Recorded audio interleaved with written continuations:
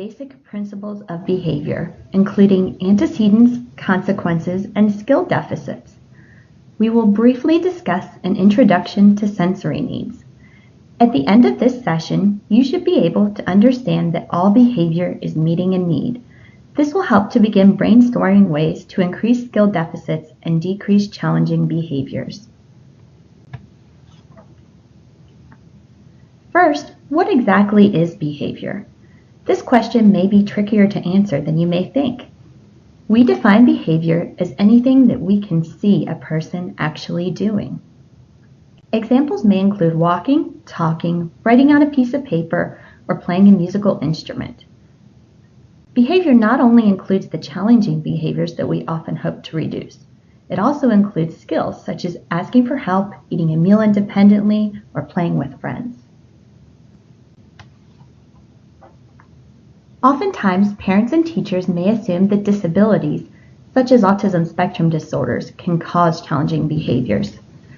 In actuality, disabilities can cause skill deficits.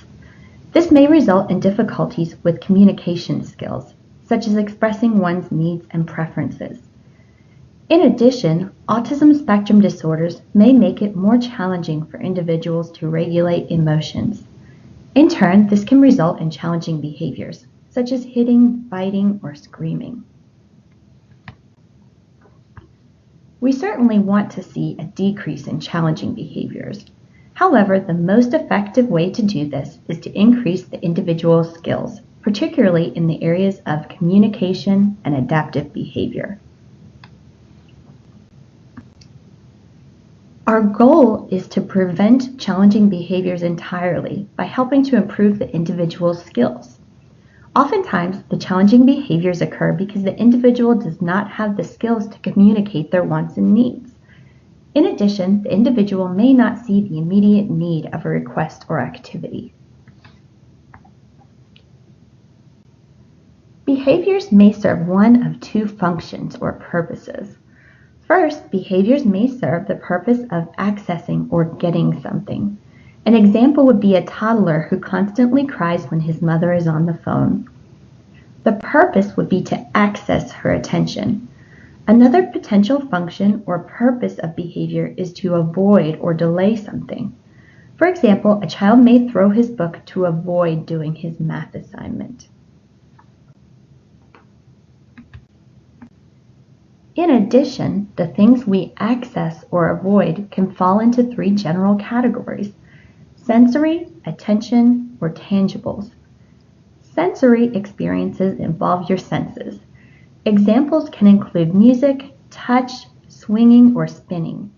We may want to either access or avoid sensory input. Examples we may try to avoid include bright lights, loud sounds, or unpleasant smells. Attention or social aspects are also important motivators for all of us. Some types of attention we may seek include eye contact, praise, high fives, guidance, support, and talking. However, there are times we may want to avoid attention.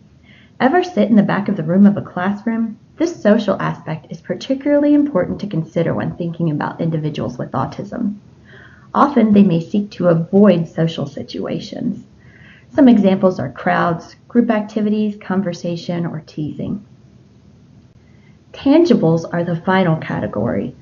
Tangibles may include objects and activities. Some tangibles we are likely to seek may be food, money, toys, or education. Examples we may try to avoid would be chores, unpleasant activities, or non-preferred foods. Now we will briefly discuss the sensory component. Unusual sensory responses and a lack of understanding by self and caregivers for sensory needs and aversions can lead to challenging behaviors. These may not always be obvious or easy to understand and may require some additional investigation. Sensory integration is how our bodies process information from all of our senses. This is how we organize and make sense of our surroundings. Input includes what we see, hear, touch, taste, and smell.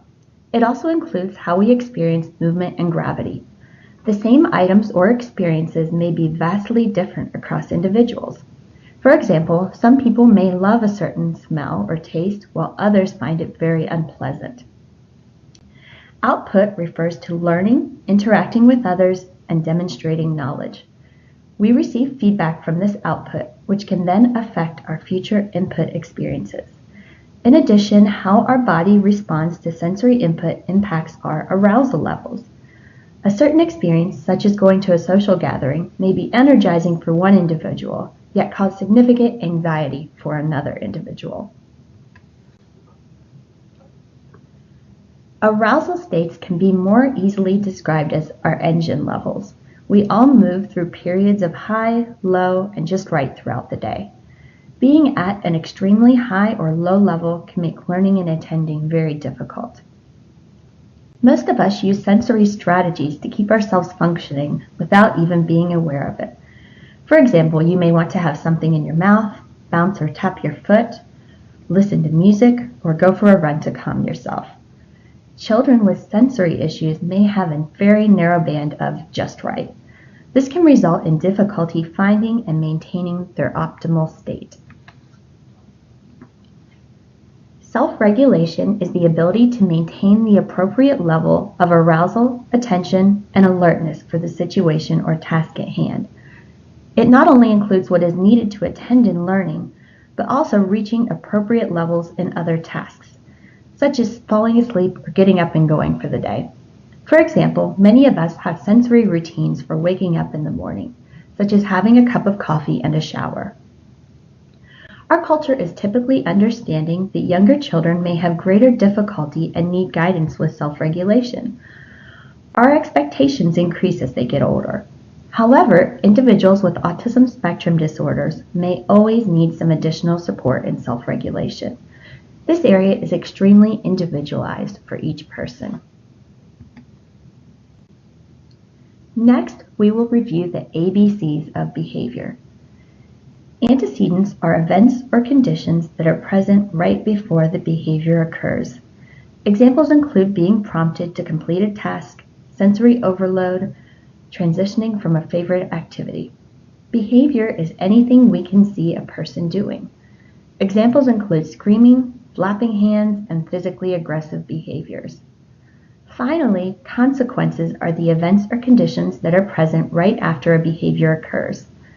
For example, the individual may be taken to a quiet room, the teacher raises her voice, or the individual gains more time on a preferred task.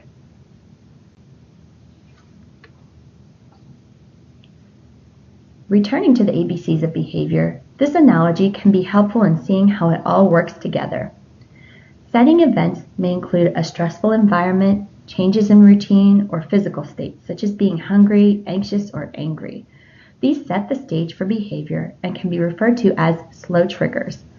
Antecedents are immediate triggers, such as being told to stop, being presented with a challenging task, or having sensory overload. Behavior is the bang, or any verbal outburst, physical aggression, or running away. Finally, we should consider the result or consequence. What did the individual obtain from this behavior? What did he or she avoid? Remember, if the person receives the intended outcome with their behavior, they learn that this behavior works. Then it is very likely that they will use the same behavior again unless you teach a better skill or change your response. Finally, we hope you have learned today that changing an individual's behavior begins with changing our own behavior.